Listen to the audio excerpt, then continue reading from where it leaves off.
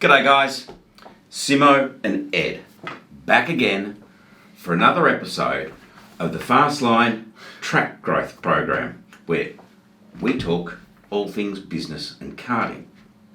So what's on the agenda today, Ed? Well, this is the fourth video in a four-part series. It's where we now overrun to 5 videos in a second, but we're only planning on 4. But we're essentially looking at customer journey through your go-kart track. If you get that right and you look after them with fantastic and exceptional customer service, not only does your customer have a great time, you as a business owner will prosper, because it will be a lot less work for you to start generating more business and for getting people to return back to your track. And if you do that consistently, you will see that your revenues grow, and if you've got your costs under control, your profits will also soar, and they will. It's just really smart thinking.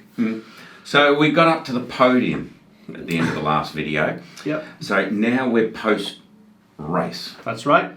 There's a bit of a gap, isn't there, between podium and what you want them to do next. Now, my last go-karting trip, I had to somehow work out what to do next. Me being British in particular, I was thinking bar.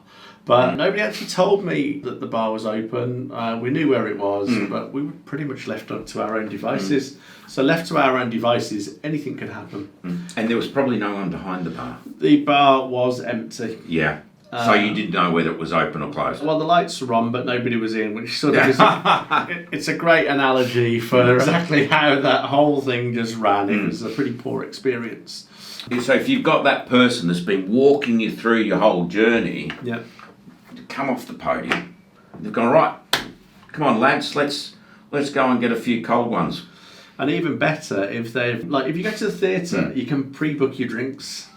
I hear. So if you've got somebody following you around, what they should have sensibly done was taken your order for drinks so that they're waiting for you when you come off the podium. Yeah. Now, if you do that, if they've got a limited amount of time, you might just squeeze, on average, another 0.2 of a drink in there.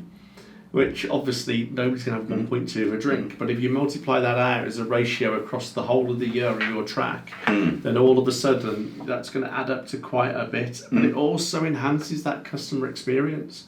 So your beer's waiting for you. Thank you very much. You were just one group there, right? Now, you weren't looked after and you left. We did. Right, and you had beers elsewhere. Well, worse than that. We had beers and food elsewhere. Right. I spent a small fortune, so I don't want to go and do the maths again. It's about £1,200 somewhere else. What was really the bad thing from the kart track's point of view was we'd come out of there, we'd had the podium, I think we got a drink in there from memory, but already the experience was here on a high. That's where we were when we came off the track, and it just went and it hit rock bottom. The bar wasn't managed properly. We're sitting down, we're looking round. There's a couple of other groups had come in, we're like, where do we sit? It was so poorly organised. UK tracks, on the whole, aren't very good at the food and beverage offerings. Yeah. You look at somewhere like the States or Europe, and there are decent restaurants at the track. So there's an opportunity for you to stay there, have a meal, have some beers, continue spending money. Here, it's sort of like, a lot of the time it's pizza, Yeah. or a hot dog. Pizza done well can be good, but I know what you mean. It's a bit like, I think because we've just got used to this as customers, we wonder how good pizza will really be. And it's not impossible to go and have fantastic pizza. It would not be impossible to have a pop-up restaurant within your track who can then generate people to come in to have an interesting experience, a pop-up restaurant experience at your track, and generate more footfall.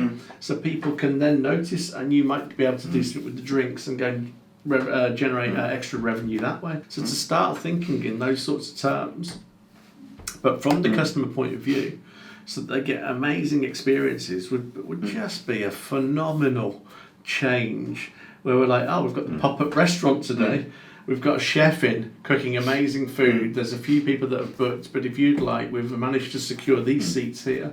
Would you like to make an opportunity of like crack? I'd be all over that. I'd be in there. Another thing that would be interesting is, whilst you're in the bar after the race, it would be nice to have a video of your race playing. Right. Yeah. Right? Because that's going to encourage more banter amongst the group. And there might be a few challenges for a rematch. Absolutely. Yeah. We just start with there could be an incident which would be just genius. It might not help your budget in terms of they've just taken out one of your barriers, but if they're sitting there looking, going, look, this is where it happened, and they're just sitting having a laugh and a joke, it would just get the conversation flowing, and you want to maintain. You're not going to get it, I don't think, the same as the track. You might do, there's some real banter going on, but you just want to maintain that level of energy around the whole experience now. You can't have it plummeting, just hold it somewhere up here. They need to have this whole experience through the whole of while they're in that building. Which brings us neatly onto the next bit. Yes. Exiting the building. Elvis has left the building. The exit of the building is a touch point. Yeah. And it might physically be as they open up the door to walk out sometimes. But what happens? We just sloped off. Nobody said anything to us. We'd forgotten how to find the exit, which was quite clever, because I think they did that on purpose. Which is fine. But, it's like, Disney doesn't let you out. You exit through the gift shop. Right? So, do you exit through the gift shop? You might do. But I just want something to happen. A lot of leisure players do that, don't they? Yeah. Well, I'd have something, but at the very minimal, I just want the person that was with them to be at the door now when they start to leave, to thank everybody and ask them if they had a good time and ask for feedback. And that's all I want them to do. So they just, as they're walking out, I'm going to shame them on the way. I mean, no, not shame them. How dare you leave the building? But I'm just going to go, thank you ever so much for choosing to come and race with us today. Have a fantastic evening. Where are you going next? Wonderful. Yep. Are we going to see you in a few days? Simo, I think we can find you another half a second on that lap. Are you coming in the next fortnight? What day are you coming in? Look, I'm working Wednesdays. Come in on Wednesday and look for me. I'll sort something out for you. Right? Brilliant. If you had that on the way out the building, I'd go, wow, they've really got this nailed. Would be... Cracky was so much better than the experience that I had. And then with that Cracky, even worse. I exited the building, they'd made us park around the outside of the building. So I had to go walking round the building to go and find my car again. But all the staff somehow managed to get and park next to the bloody entrance. Which is Did you come in and out of the same? Oh, this was pre-COVID anyway, wasn't it? It was pre-COVID. Because a lot of places post-COVID, at least for when the restrictions were in place, had a one-way system. Okay. So you would exit through a different door. So I could understand you having to walk and that'd be fine at that point. But the and if you're exiting, I don't mind, but I want you to be walking back to the entrance because, like, you should be the ones next to the entrance, not your bloody staff, not even you as the business owner. No, we're not. It's not corporate. It's not like he and she who's closest to the door is the winner. That's BS. Get rid of that thing. Stinking thinking, that is. Go and get your customers to feel that, go and park next to the door. Yeah. Oh, wow. I feel like royalty all of a sudden. That's how I want you to feel as a customer. So my staff, you can go and park around the corner. Yeah. And it's not like that. I'll be like that. This is why you park around the corner. That's part of the staff training. Yeah. Our customers need to feel like we love them. Right, we've got to go out of our way so they feel that love. Right, you park over there, let them park next to the door. So we've exited the building and we're just now on a high because they're still taking time to look after us and get feedback. And we want them to give us feedback. And if they say something really amazing about, like, how did you find it today? And they come out with the line, oh, that's brilliant. Pull the camera phone out. Just can you say that again? Yeah. Record it. Get it out onto social media. Grab a testimonial. Yeah, get them involved. Yeah. Going, oh, brilliant. Do you know what? I've just added you to our VIP community page because you gave us a testimonial. So set up 2 pages and go, here's our main page, here's our VIP. You've made VIP. Thanks ever so much. Like, wow, what does that enable me to do? I'll drop you a line. I've got your email address. Just make a note.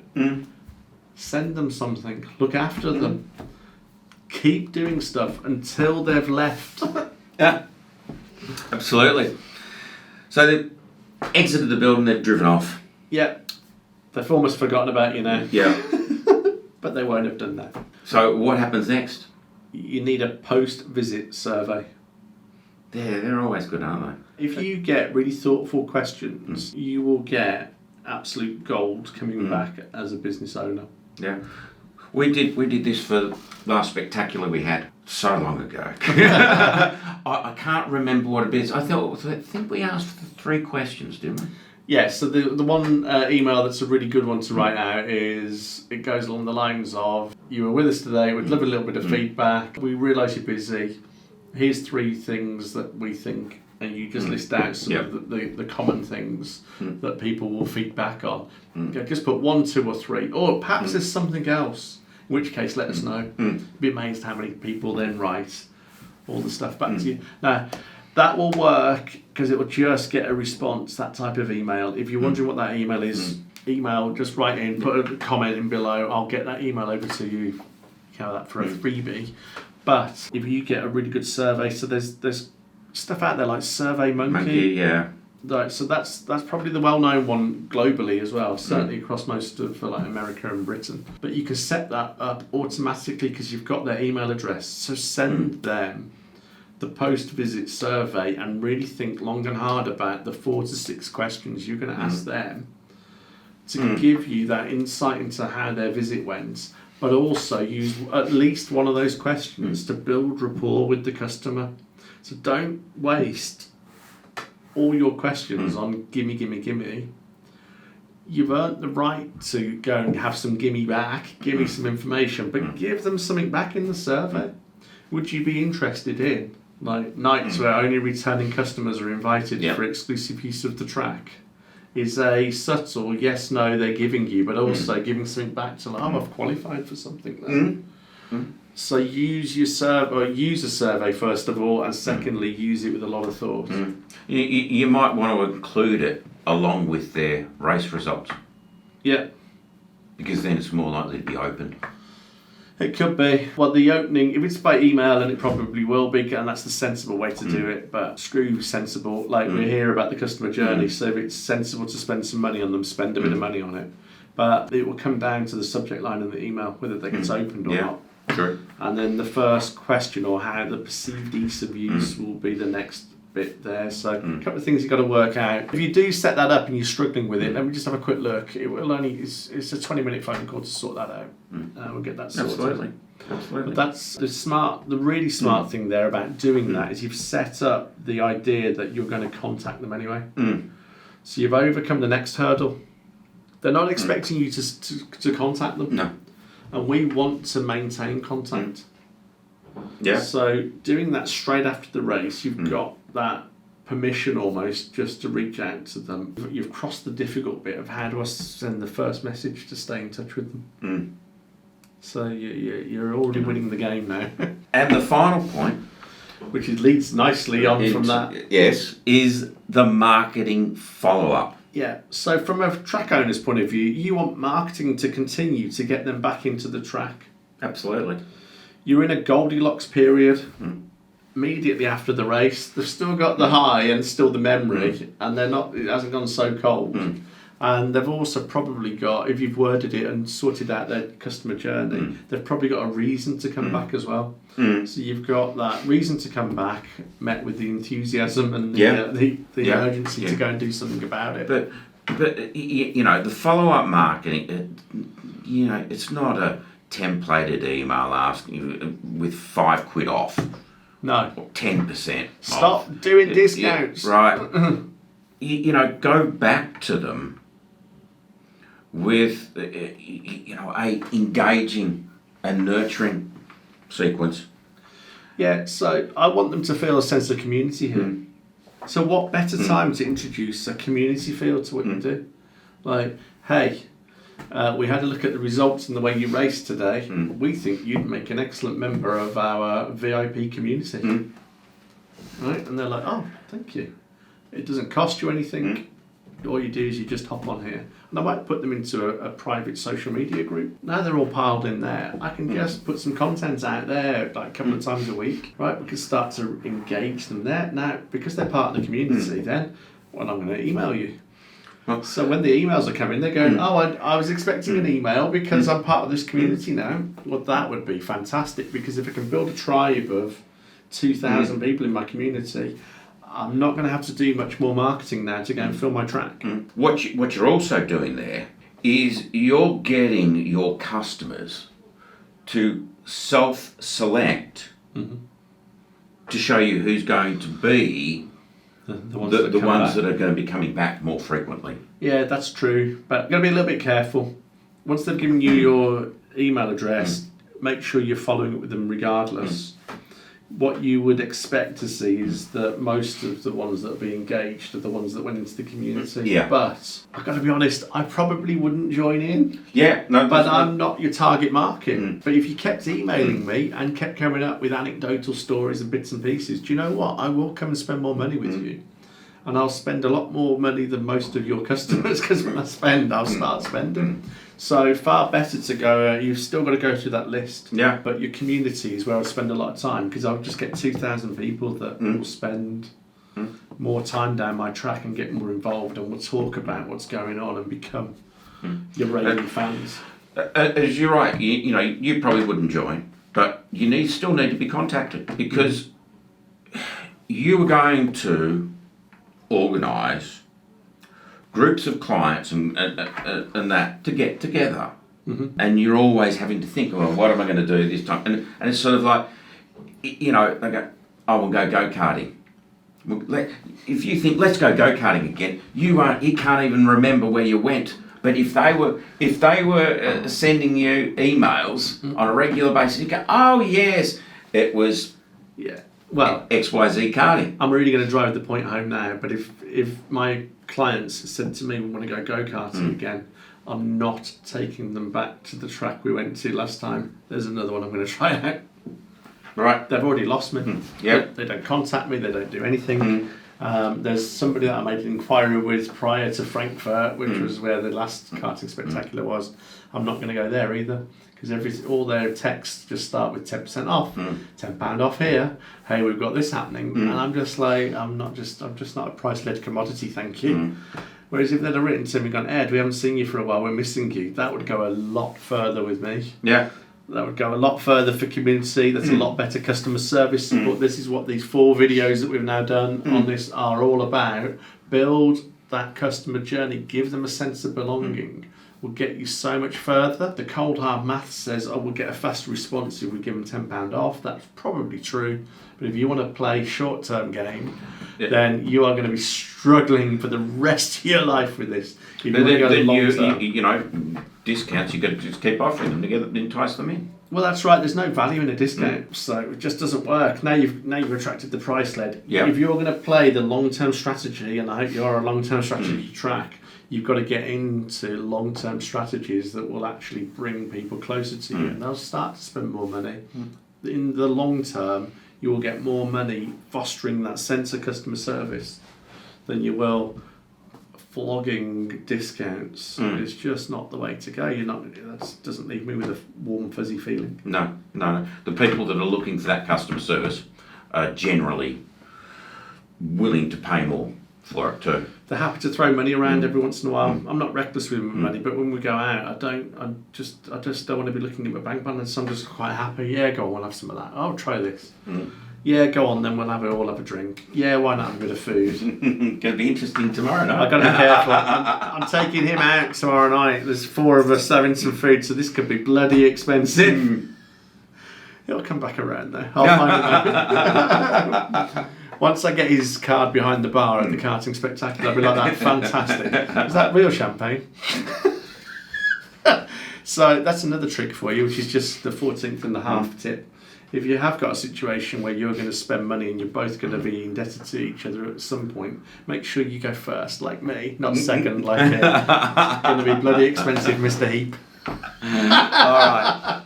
Well, that's it for our customer journey. We've done 4 videos on this with 14 points. That's right. So that's pretty much our October sessions here. Well, there'll be another video out next week, but this is... We've had a look at October really to get the customer journey right, and I think the timing's right for that because you've got your Christmas parties are coming up. Yeah. You've got to get this nailed quickly. If you want help at any moment, people do contact us from go-kart tracks. Reach out, tell us what's going on, tell us what you're struggling with. We will help you get through this. So that will be a tactical quick fix to get things working ready for Christmas. If you're a strategic go-kart track owner, there's only one place that you need to be beyond YouTube, and that is Dortmund in January 2022. Yeah. We'll be there from the 13th, which is a great time for you to land because there's a couple of things going on the 13th in the evening there. Back all day on the 14th, we're going to impart loads of strategic advice that's going to put your track into pole position against all your competitors. And then we will reminisce on the Saturday evening. Oh, Friday night. You're forgetting. The big event. Is the big event. It is. We're going to host the first ever rental go-kart awards night. Absolutely. It'll be an industry first, and I think it's important because we think we should recognise people who are doing well in this industry. So much. There's lots of good stuff going on in the go-karting industry, and so much of the stuff that you are doing is going unnoticed, and that's you as business owners, and it's also the people that work for you. So there are some awards happening. We are going to start recognising go-kart industry for what it is. It's a fantastic sector to be in. We would never forget that. And beyond never forgetting it, we're actually going to celebrate it. Yeah. So if you're ready to tell us a bit about what you're up to and be in with a chance to win one of the awards, and come and celebrate with us in Germany while learning how to strategically get your go-kart track further than you ever thought possible and stop working ridiculous hours to do it, then this is your golden opportunity to get involved in something that is truly amazing for you. You can probably tell I'm quite excited about this and enthusiastic. You'll get to hear Simon talking on his own for a while. You'll get to hear me talking on my own for a while about a couple of topics that are going to really help you. But beyond hearing our voices, we've got some fantastic speakers lined up. I promise you, you'll really want to be part of. Yeah, it was fantastic back in 2020, and it's just going to be bigger and better because we did those feedback surveys. And we got feedback. We got great feedback. We told what they liked, what they didn't like. So we've got the scalpel out. We've removed a couple of things. It's going to be bigger the better than ever. Yeah. I'm quite excited. Cool. Anyway, it's Uru from me. And it's cheerio from me. And we'll see you next week. Catch you in a bit.